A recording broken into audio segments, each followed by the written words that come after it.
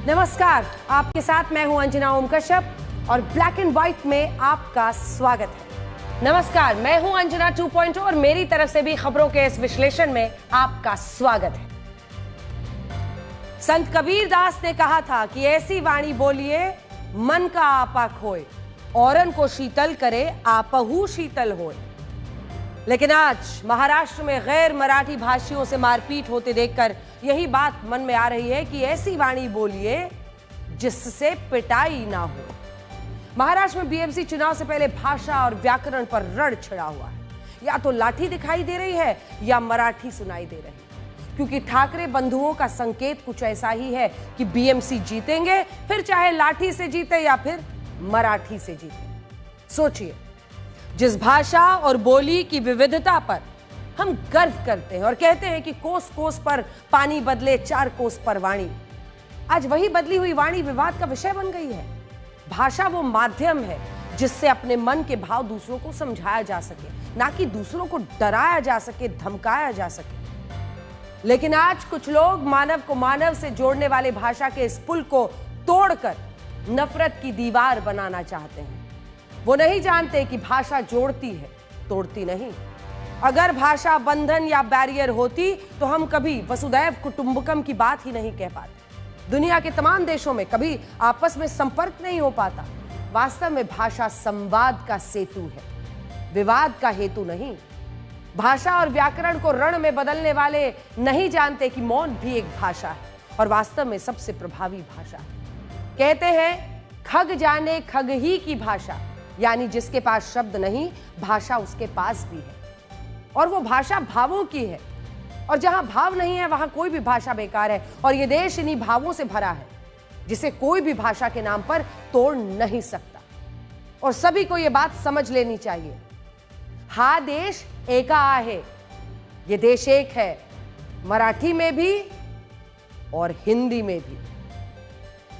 इसके बाद आपको आतंकियों की आर्थिक गतिविधियों पर नजर रखने वाली संस्था फाइनेंशियल एक्शन टास्क फोर्स के नए खुलासे के बारे में बताएंगे।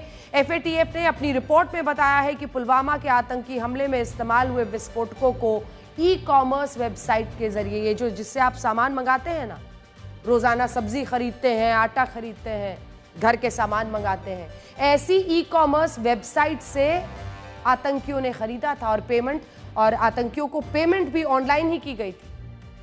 यानी अब आतंकवादी संगठन ई कॉमर्स वेबसाइट्स और ऑनलाइन पेमेंट सर्विसेज का इस्तेमाल करने लगे हैं। कितना खतरनाक है, आज इसका भी विश्लेषण साथ में करेंगे। और मेरी एआई वर्जन, आज आपके पास कौन सी खबर है? आज मैं उन खतरनाक दवाइयों के बारे में बताऊंगी जो भले ही बीमारी ठीक करने के लिए बनाई गई हों, लेकिन वो पर्यावरण को बीमार कर रही हैं। ऐसी दवाइयों के लिए सरकार ने निर्देश जारी किए हैं कि इन्हें कूड़ेदान में फेंकने के बजाय टॉयलेट में बहा देना चाहिए। अगर आप भी एक्सपायर हो चुकी या इस्तेमाल में नहीं आ रही दवाइयों को ऐसे ही कूड़ेदान में फेंक देते हैं तो ये विश्लेषण आपको जरूर देखना चाहिए। विकसित देशों में राजनीति ऐसे मुद्दों पर होती है जिससे देश और देशवासियों का भला हो, जैसे बेरोजगारी, औद्योगिक विकास, टैक्स नीति, स्वास्थ्य सेवाएं। स्वास्थ्य सेवाएं एक बहुत बड़ा हिस्सा होती हैं वहां राजनीति की, कि मैं बेहतर स्वास्थ्य सेवाएं दूंगा अगर मैं सत्ता में आता हूं, नहीं मैं उससे भी अच्छी स्वास्थ्य सेवाएं दूंगा। इलीगल इमिग्रेंट्स, अवैध प्रवासी, ये बड़ा मुद्दा होता है। लेकिन हमारे देश में राजनीति इन मुद्दों पर नहीं होती। हमारे यहाँ के नेता जनता से पूछते हैं कि आप कौन सी जाति से हैं, कौन सी भाषा बोलते हैं, फिर आपका धर्म क्या है। हमारे नेताओं की सारी राजनीति जाति, धर्म और भाषा के आधार पर जनता को बांटने तक ही सीमित रह गई। महाराष्ट्र में चल रहा भाषा विवाद इसका एक बड़ा उदाहरण है। यहां पर पिछले कुछ हफ्तों से मराठी बनाम हिंदी भाषी के बीच जंग छिड़ी हुई है। मराठी भाषा के छद्म जो ठेकेदार हैं वो हिंदी भाषी लोगों के साथ मारपीट कर रहे हैं, गाली गलौज कर रहे हैं, उन पर मराठी बोलने का दबाव बना रहे हैं। मराठी भाषा के ये नकली योद्धा अपने नेताओं के इशारों पर गरीब हिंदी भाषियों पर अत्याचार कर रहे हैं। आज सबसे पहले हम आपको मराठी भाषा के नाम पर हो रहे अत्याचार की कुछ कहानियां दिखाते हैं। उसके बाद हम आपको महाराष्ट्र में चल रहे इस पूरे ड्रामे की वजह बताएंगे।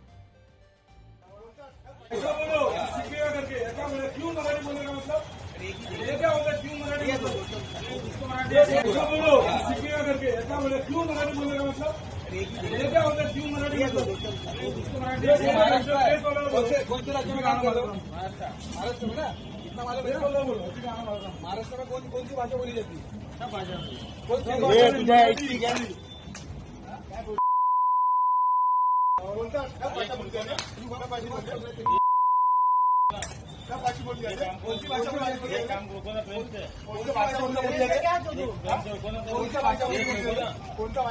क्यों जरूरी मतलब जरूरी नहीं है मराठी नहीं मराठी जरूरी नाही बोलायला मराठी जरूरी नाही बोलायला मराठी क्या क्या मराठी को क्या करने का मराठी गेलं तेल लावायला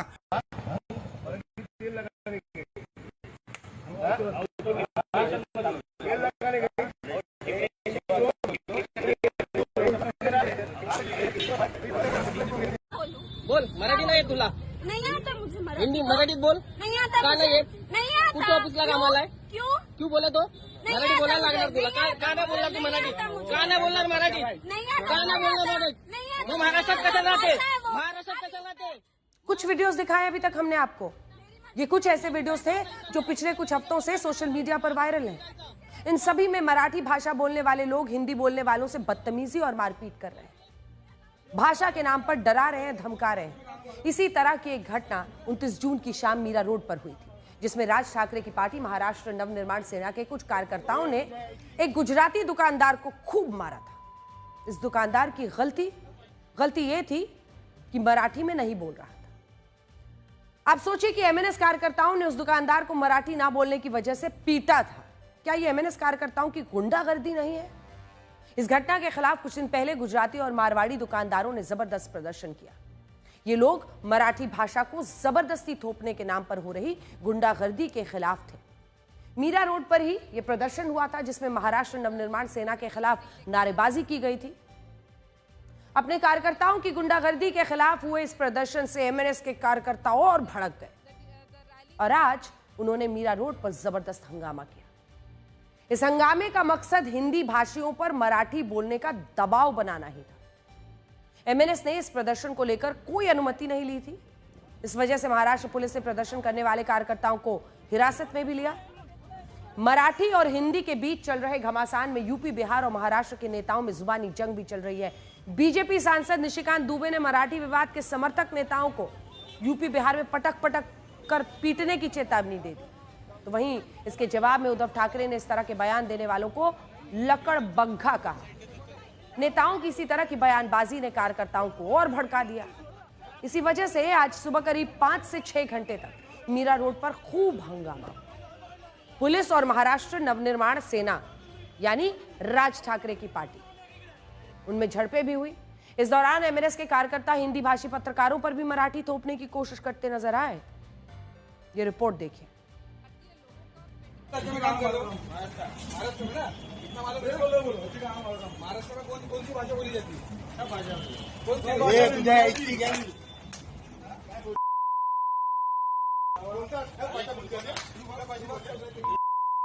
मेरा नाम षणमुख पुजारी है।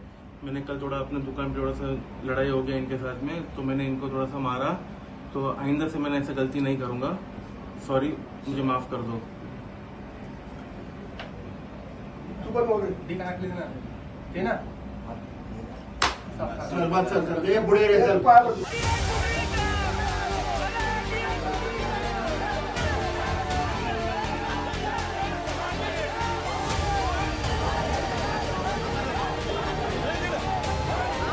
इसी चौराहे पे कुछ दिन पहले एक घटना हुई थी, जिस घटना के कारण अपराध दर्ज है और कानूनी कार्रवाई की जा रही है।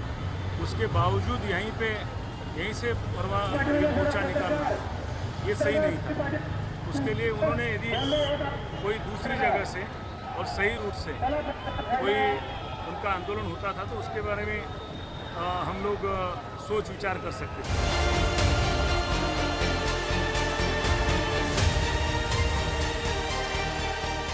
जी देखिए, यहाँ पर इस वक्त इनको प्रोटेस्ट करने की अनुमति दे दी गई है। यहाँ पर ये लोग प्रोटेस्ट कर रहे हैं काफी देर से। आप देख लीजिए, अलग पूरा इलाका इस वक्त है दे दिया गया है जहाँ पर ये प्रोटेस्ट कर रहे हैं। हाँ,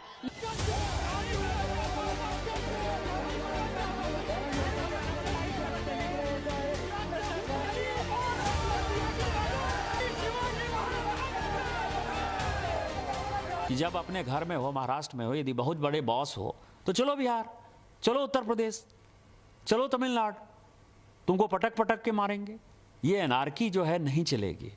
हम मराठी का सम्मान करते हैं, मराठी एक आदरणीय भाषा है, लेकिन आज जो वोट बैंक की पॉलिटिक्स, बीएमसी का चुनाव होने वाला है और ये उद्धव ठाकरे और राज ठाकरे जो कर रहा है, इससे घटिया कोई काम नहीं हो सकता है और हम इसका प्रतिकार करते हैं। आप हमारी ही सरकार में आज मेरे ख्याल से वो 4 टाइम MP है, वो सीनियर लीडर है और ऐसे सीनियर लीडर की तरफ से ऐसा वक्तव्य आना ये बिल्कुल शोभा नहीं देता। उनके जो भी पार्टी लीडर्स है, हमारे वरिष्ठ लीडर, उनसे जरूर बात करेंगे, लेकिन आज मराठी का अपमान जो भी करेगा उनको जरूर जवाब ये दिया जाएगा।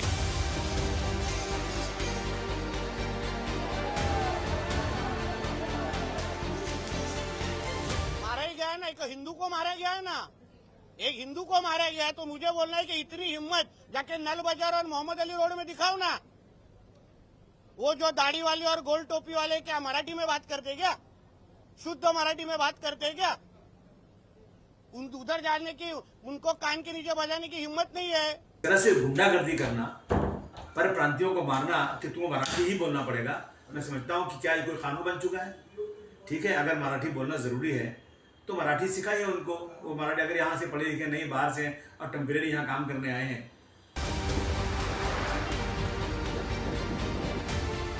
अगर कोई इस प्रकार से भाषा का विवाद करेगा तो उसके ऊपर कानूनन कार्रवाई होगी।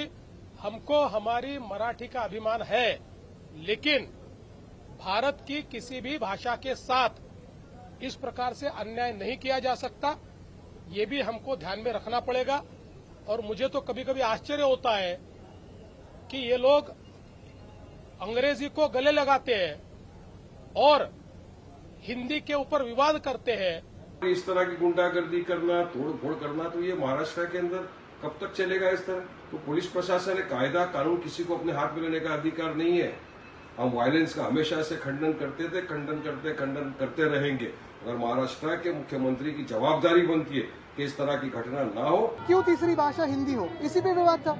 अगर सख्ती ना हो तो कोई विवाद ही नहीं, क्योंकि आज भी अगर आप देखें तो मैं भी हिंदी बोल रहा हूँ, आप भी बोल रहे हैं, लेकिन महाराष्ट्र में बहुत सारी भाषाएं बोली जाती है। हमारे राज्य में हम अपनी मातृभाषा का अपमान नहीं सहन करेंगे।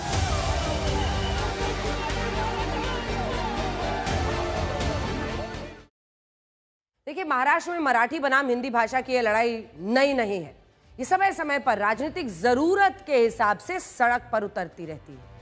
मराठी बनाम हिंदी की हालिया जंग ठाकरे ब्रदर्स की गठजोड़ की देन समझा जा रहा है। जरा समझाते हैं आपको मामला क्या है। महाराष्ट्र की पॉलिटिक्स हमेशा से ही मराठी मानुष वर्सेस बाहरी के बीच घूमती रही है। मराठी मानुष की अस्मिता के नाम पर गुंडागर्दी। शिवसेना के संस्थापक बाला साहब ठाकरे की शुरुआती राजनीति भी क्षेत्रवाद से प्रेरित थी। उन्होंने मराठी वर्सेस गैर मराठी के मुद्दे से ही अपनी राजनीति शुरू की थी। बाला साहब ठाकरे का मुख्य एजेंडा हिंदुत्व था, लेकिन वो महाराष्ट्र पर पहला हक मराठी मानुष का ही मानते थे। इसके लिए उन्होंने दक्षिण भारतीय और गुजरातियों को नौकरियां दिए जाने के खिलाफ कई आंदोलन किए। हालांकि धीरे धीरे बाल ठाकरे की राजनीति क्षेत्रवाद से हटकर हिंदुत्व पर केंद्रित हो गई, जिसके कारण पूरे देश में उनकी लोकप्रियता भी उसी हिसाब से बढ़ी। लेकिन 2005 में बाला साहब ठाकरे के भतीजे राज ठाकरे ने क्षेत्रवाद के एजेंडे पर ही टिके रहने में अपनी भलाई समझी और अगले साल एक नई पार्टी महाराष्ट्र नवनिर्माण सेना बना ली। जब सारी पार्टी शिवसेना सौंप दी बाला साहब ने अपने बेटे उद्धव ठाकरे को। इस पार्टी का एजेंडा क्लियर था, MNS का, राज ठाकरे की पार्टी का। दूसरे प्रदेशों से आने वाले लोगों का विरोध करो तो यहां के लोग वोट करेंगे। राज ठाकरे की पार्टी MNS शुरू से ही यूपी बिहार से आने वाले मजदूरों के खिलाफ रही। वो दूसरे प्रदेशों से आने वाले लोगों को मराठियों के लिए खतरा बताती रही। इसको लेकर वो अक्सर विवादों में भी रही। राज ठाकरे ने कई मौके पर यूपी बिहार से आने वाले लोगों पर विवादित टिप्पणियां की। उनकी पार्टी के कार्यकर्ता यूपी बिहार के लोगों को जगह जगह मारते पीटते नजर आए। हालिया भाषा विवाद भी राज ठाकरे और शिवसेना UBT की मराठी वर्सेस बाहरी वाली राजनीति का ही वर्जन है, नया वर्जन। क्षेत्रवाद से हटकर इस बार राज और उद्धव भाषाई स्तर पर भेदभाव करने वाली राजनीति लेकर आए हैं। अब वो बिहार यूपी वाले लोग नहीं कह रहे, अब वो हिंदी भाषी बनाम मराठी भाषी वाला वर्जन लेके आए हैं। इसके लिए राज ठाकरे अपनी पुरानी मारपीट वाली पॉलिटिक्स अपना रहे हैं और उद्धव ठाकरे बयानबाजियों का मोर्चा संभाले हुए। विनाकारण उठसूट काही मारामारी करायची गरज नाही आणि मारायची गरज नाही, पण जर जास्ती नाटकं केली तर कानाखाली आवाज काढलाच पाहिजे तुम्ही। पण चूक त्यांची असली पाहिजे आणि एका गोष्टीचं लक्षात ठेवा, अशी कधी गोष्ट कराल त्याची व्हिडिओ काढू नका। जर महाराष्ट्रामध्ये मराठी माणूस न्याय मागण्यासाठी आंदोलन करत असेल आणि त्याला जर का तुम्ही गुंड म्हणत असाल तर आम्ही गुंड आहोत, आम्ही गुंड। न्याय मागणं म्हणजे गुंडगिरी नाहीये आणि जर का गुंडगिरी केल्याशिवाय तुमच्या दरबारी न्याय मिळत नसेल तर आम्ही गुंडगिरी करूच। हिंदी, हिंदू, हिंदुस्तान, हिंदू आणि हिंदुस्तान मान्य आहे, पण हिंदीची सक्ती आम्हाला मान्य नाही। तुम्ही किती कमिट्या करा, हिंदीची सक्ती तुमचे 7 पिढ्या उतरल्या तरी आम्ही लावू देत नाही। हाल ही में राज ठाकरे और उद्धव ठाकरे अपने सारे गिले शिकवे भुलाकर एक साथ आए हैं। कुछ लोगों को लगा होगा कि भाइयों के बीच स्नेह बढ़ गया है, इसीलिए दोनों साथ आ गए, लेकिन सच यह है कि दोनों ही नेता अपनी राजनीतिक जमीन बचाने के लिए एक साथ आए हैं। सच यह है कि महाराष्ट्र विधानसभा चुनाव में शिवसेना यूबीटी और एमएनएस का ग्राफ साल दर साल नीचे गिरता चला गया। अगर हम पिछले 3 विधानसभा चुनाव के परिणाम देखें तो साल 2014 में उद्धव ठाकरे की शिवसेना ने 63 सीटें जीती थी, फिर 19 में शिवसेना की सीटें कम होकर 56 रह गई। इसके बाद साल 2022 में शिवसेना के 2 टुकड़े हो गए और 24 में जो चुनाव हुआ उसमें उद्धव ठाकरे की शिवसेना यूबीटी केवल 20 सीटें ला पाई। ये विधानसभा चुनाव के हम नतीजे आपको दिखा रहे हैं। राज ठाकरे की महाराष्ट्र नवनिर्माण सेना का तो और भी बुरा हाल। फायर ब्रांड नेता, मराठी मानुष की अस्मिता के लिए सब कुछ करूंगा, लेकिन कुछ काम नहीं आया। साल 2005 में शिवसेना से अलग होकर एमएनएस बनाने वाले राज ठाकरे के खाते में अभी तक कोई बड़ी चुनावी उपलब्धि आई ही नहीं है। 14 के विधानसभा चुनाव में एमएनएस केवल 1 सीट जीत पाई, जबकि इस चुनाव में पार्टी 209 सीटों पर लड़ी थी। फिर 2019 के चुनाव में भी एमएनएस 1 सीट जीत पाई, इस बार 101 सीटों पर लड़ी थी। और इसके बाद 2024 यानी पिछले विधानसभा चुनाव में राज ठाकरे की पार्टी एक भी सीट नहीं जीत पाई। यानी राज और उद्धव दोनों नेताओं की पार्टियों का हाल खराब था और ये स्थिति कुछ लोकसभा चुनाव में भी रही। महाराष्ट्र नवनिर्माण सेना 2009 और 14 में लोकसभा चुनाव लड़ी थी, लेकिन दोनों चुनाव में उसे एक भी सीट नहीं मिली। शिवसेना ने 2014 और 19 में 18 सीटें जीती थी, फिर 2022 में पार्टी के 2 टुकड़े हो गए थे और 24 में शिवसेना यूबीटी ने चुनाव लड़ा और 9 सीटें जीती। यानी एक तरह से लोकसभा चुनाव में भी महाराष्ट्र की जनता ने शिवसेना यूबीटी, महाराष्ट्र नवनिर्माण सेना को वो जनाधार ही नहीं दिया जिसकी अपेक्षा इन पार्टियों ने की थी। और यही वजह है कि दोनों पार्टियों के नेता अब एक साथ मिलकर एक नई चुनावी जंग लड़ने की तैयारी कर रहे हैं और यह चुनावी जंग इसी साल है। अब समझे, इस साल मुंबई में बीएमसी यानी बृहन मुंबई म्यूनिसिपल कॉर्पोरेशन के चुनाव होने हैं। बीएमसी को भारत का सबसे अमीर म्यूनिसिपल कॉर्पोरेशन माना जाता है और आपको जानकर हैरानी होगी कि 2025-26 के लिए बीएमसी का बजट 74,427 करोड़ रुपए का है। आप समझ सकते हैं कि महाराष्ट्र की पार्टियां इस पर अपनी सत्ता क्यों चाहती हैं। पहले लोकसभा, फिर उसके बाद विधानसभा में शिवसेना यूबीटी और एमएनएस का जो हाल हुआ, उसे देखते हुए बीएमसी चुनाव उद्धव और राज ठाकरे की तीसरी परीक्षा मानी जाएगी और दोनों के लिए इस परीक्षा में पास होना जरूरी है राजनीतिक रूप से जिंदा रहने के लिए। बीएमसी को शिवसेना का गढ़ माना जाता रहा है। साल 1985 से ही शिवसेना का इस पर कब्जा रहा। हालांकि बीच में 92 और 96 तक इस पर कांग्रेस काबिज रही, लेकिन इसके बाद साल 2022 तक इस पर शिवसेना ही रही। 1985 में जब पहली बार शिवसेना ने बीएमसी में जीत दर्ज की थी तो उस वक्त बाला साहब ठाकरे मराठी वर्सेस बाहरी के मुद्दे पर मुखर थे और इसे जीत की एक प्रमुख वजह मानी जा रही थी। इसीलिए माना जाता है कि जो लोकल चुनाव है, अल्ट्रा लोकल बीएमसी चुनाव, इसमें यह मुद्दा काम आ जाएगा, इसीलिए इसे हवा दी जा रही है। इसीलिए महाराष्ट्र की राजनीति को करीब से समझने वाले लोग भाषा के मुद्दे पर छिड़े संग्राम को बीएमसी चुनाव से जोड़कर ही देख रहे हैं। मराठी भाषा के नाम पर हिंदी भाषियों को पीटने वाले इन लोगों को आज बाला साहब ठाकरे का एक पुराना बयान सुनाना चाहते हैं। उनका यह बयान मराठी मानुष के नाम पर भाषाई भेदभाव फैलाने वालों के लिए जरूरी है। बाला साहब ने कहा था कि वो महाराष्ट्र में मराठी हो सकते हैं, लेकिन भारत में वो एक हिंदू हैं और हमें भाषाई पहचान से ऊपर उठना चाहिए। जिस मराठी भाषा के नाम पर राज ठाकरे की पार्टी के कार्यकर्ता लोगों को पीट रहे हैं, उनको हम बताना चाहते हैं कि मराठी भाषा में हमें मिलजुल कर रहने की सीख मिलती है। मराठी भाषा प्राचीन महाराष्ट्री प्राकृत शैली से आई है। इसके शब्द हिंदी भाषा और देवनागरी लिपि से ही निकले हैं। मराठी में फारसी, अरबी, द्रविड़ और अंग्रेजी भाषा के शब्द भी हैं। मराठी भाषा की वर्णमाला में 5% शब्द द्रविड़ भाषा शैली से आए हैं। 17वीं शताब्दी के मराठा साम्राज्य में मराठी भाषा को काफी सम्मान मिला। छत्रपति शिवाजी महाराज ने मराठी को अपने साम्राज्य की आधिकारिक भाषा बनाया था। छत्रपति शिवाजी महाराज का मूल विचार स्वराज था, लेकिन उनके स्वराज में महाराष्ट्र ही नहीं बल्कि पूरा भारत शामिल था। हिंदवी साम्राज्य की वो बात करते थे। इसी वजह से छत्रपति शिवाजी की सेना में मराठी, हिंदी, कन्नड़, तेलुगु, तमिल भाषा बोलने वाले सैनिक सभी शामिल थे। उन्होंने सभी भाषाओं को सम्मान दिया और कल्पना नहीं की होगी कि एक दिन उनके नाम पर राजनीति करने वाले लोग लोगों की गर्दन पर छुरा रखेंगे, लोगों को मारेंगे, पीटेंगे कि तुम मराठी ही बोलो। किसी पर भी छत्रपति शिवाजी महाराज ने किसी पर भी मराठी बोलने का दबाव नहीं डाला, क्योंकि छत्रपति शिवाजी की नजर विदेशी मुगल ही उनकी नजर में बाहरी थे, ना कि अपने भारतीय नागरिक जिनके साथ हमारी भाषाई विविधता है। भारत देखिए विविधताओं को का एक देश है। भारत के विषय में एक मशहूर कहावत है, कोस कोस पर बदले पानी, 4 कोस पर वाणी। यानी भारत में कुछ दूरी पर पानी बदल जाता है, थोड़ी और दूरी पर भाषा। हमारे देश में 22 आधिकारिक भाषाएं हैं और इसके अलावा सैकड़ों बोलियां हैं जो क्षेत्र के मुताबिक बदलती रहती हैं।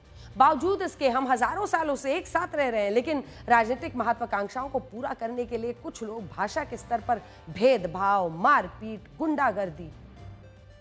हमारी नजर में हिंदी भाषा बोलने वालों पर हाथ उठाने वाले लोग कायरों का एक गुट है। यह बात ध्यान से सुननी चाहिए उन तमाम लोगों को जो सड़कों पर उतरकर लोगों को मार पीट रहे हैं। हमारी नजर में हिंदी भाषा बोलने वालों पर हाथ उठाने वाले लोग कायरों का एक गुट है। भाषाई दादागिरी एक ऐसी कायर सोच है जो इस डर में जीती है कि दूसरी भाषा बोलने वाले लोग उनसे आगे ना निकल जाए। देश का संविधान हमें जो आजादी देता है, उसके तहत आप और हम देश के किसी भी कोने में हो, कोई भी भाषा बोल सकते हैं। इसीलिए भाषा के नाम पर हिंसा करने वालों का यह झुंड कायरों की फौज है, जिनके लिए भाषाई नफरत फैलाना राजनीतिक हथियार है और उनके पास चुनाव में जीत का कोई और रास्ता है भी नहीं। सवाल यह है कि आखिर भाषा के आधार पर भेदभाव कब बंद होगा? हिंदी भाषियों के साथ अभद्रता करने वालों को याद रखना चाहिए कि जब वो हिंदी भाषी राज्यों में आते हैं तो यहां कोई भी उन पर अच्छी हिंदी बोलने का दबाव नहीं डालता। वो जिस तरह से भी हिंदी बोल पाते हैं, टूटी फूटी सुनकर लोग उनकी मदद करते हैं। मुंबई में हिंदी भाषियों को मारने पीटने वालों को यह भी नहीं भूलना चाहिए कि ये जो पूरा बॉलीवुड है ना, वो हिंदी भाषी फिल्मों के दम पर टिका है। जिनके डायलॉग्स की ये कस्में खाते हैं और जिनके साथ फोटो खिंचवाने के लिए खुद अपने परिवार वालों के साथ, रिश्तेदारों के साथ लालायित रहते हैं, वो हिंदी फिल्मों से ही लोगों का मनोरंजन कर रहे हैं। ना जाने कितने ही राज्यों और भाषाएं बोलने वाले लोगों को इस फिल्म इंडस्ट्री ने रोजगार दिया है। इन पर तो गुस्सा नहीं निकलता, गुस्सा निकलता है आम लोगों पर जो अपने पेट पालने के लिए वहां पर अपना काम कर रहे हैं, रोजी रोटी दुकान चला रहे हैं, रेडी पटरी वाले हैं, रिक्शा चलाने वाले हैं, उन पर गुस्सा निकलता है इनका। ना जाने कितने ही हिंदी भाषी अपने टैक्स से महाराष्ट्र के विकास को नई ऊंचाई पर ले जा रहे हैं। ये लोग मुंबई को, महाराष्ट्र को सींच रहे हैं अपने खून पसीने से। इसीलिए महाराष्ट्र में गैर मराठियों के योगदान को भूलना नहीं चाहिए। और अब अगली खबर का रुख करते हैं। अब बात एक और विवाद की, ये भाषा का विवाद है और कुछ लोग हिंदुओं की सदियों से चली आ रही कांवड़ यात्रा को भी विवादित बनाना चाहते हैं। हर साल जब भी सावन में कांवड़ यात्रा आती है, विवाद शुरू, कुछ ना कुछ विवाद होता ही है। लेकिन क्या ये कोई साजिश है कि कांवड़ यात्रा को विवादों के घेरे में लाया जाता है?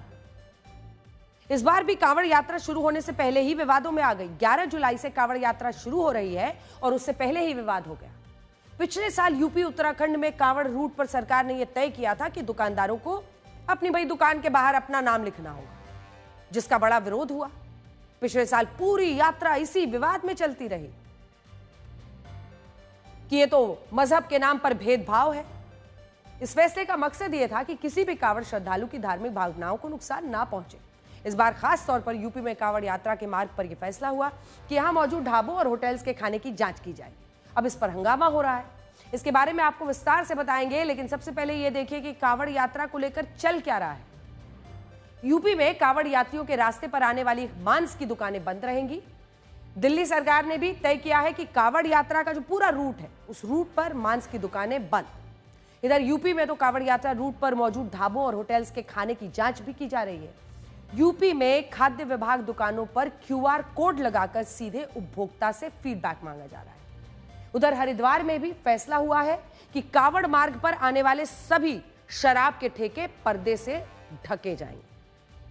कांवड़ रूट पर मांस और मदिरा की दुकानें बंद रहे या ढकी हुई हो, इसमें किसी को आपत्ति भी नहीं होनी चाहिए। क्यों? यह आस्था और धर्म से जुड़ा हुआ मामला है, क्योंकि ऐसा हो सकता है कि एक तरफ तो कांवड़िए अपनी कांवड़ लेकर चल रहे हो और दूसरी तरफ सड़क पर ही मांस मदिरा बिक रही हो। इसीलिए यात्रा के दौरान मांस की दुकानों को बंद रखने का फैसला किया गया। लेकिन दूसरी सबसे बड़ी बात यह है कि कांवड़ियों के खाने में मिलावट करना। असल प्रॉब्लम तो यहां है, क्योंकि लगातार शिकायतें मिलती रही हैं कि इन मार्गों पर मौजूद ढाबों में कांवड़ियों के खाने के साथ मिलावट हो रही है। हम आपको दिखाएंगे। मुजफ्फरनगर हरिद्वार रूट पर पुरकाजी के पास कांवड़ियों के खाने में प्याज निकल आया। आरोप है कि इस ढाबे पर कांवड़िए खाना खाने आए थे। उन्होंने पहले ही कह दिया था कि खाने में लहसुन प्याज नहीं होना चाहिए, लेकिन तड़के में प्याज का इस्तेमाल किया गया था, जिसके बाद कांवड़ियों ने जमकर यहां पर तोड़फोड़ की।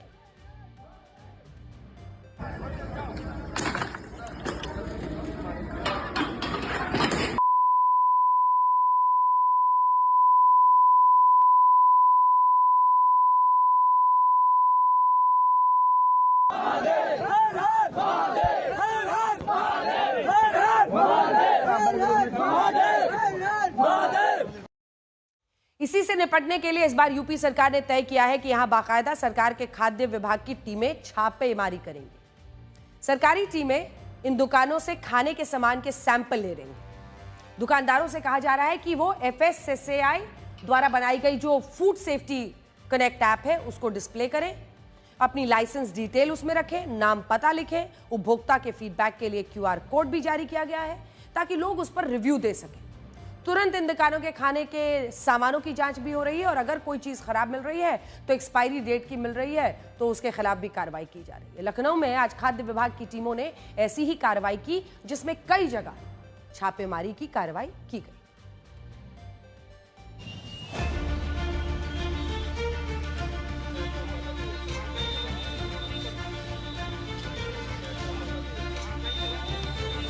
तो FSDA food safety connect app के जरिए खाने की शुद्धता पर काम कर रहा है। इस ऐप से फ़ायदा यह है कि जो कांवड़ यात्रा निकलने जा रही है उस रूट पर अगर कहीं खाने में कुछ गड़बड़ी पाई जाती है तो इस QR कोड के जरिए खराब रिव्यू के तौर पर शिकायत भी दर्ज कराई जा सकती है। यहाँ पर अगर आप देखेंगे तो Apple app store, Google play store, यानी कि आपका एंड्रॉइड फ़ोन है तो लेफ्ट वाला और आईफोन है तो राइट वाला। आपको कुछ नहीं करना है, आपको केवल अपना गूगल लेंस खोलना है और गूगल लेंस से मेरा एंड्रॉइड फ़ोन है तो मैंने इसको यहाँ पर स्कैन किया। अब मैं स्कैन जब करता हूँ तो यहाँ पर ये प्ले स्टोर पे एक लिंक ओपन होता है।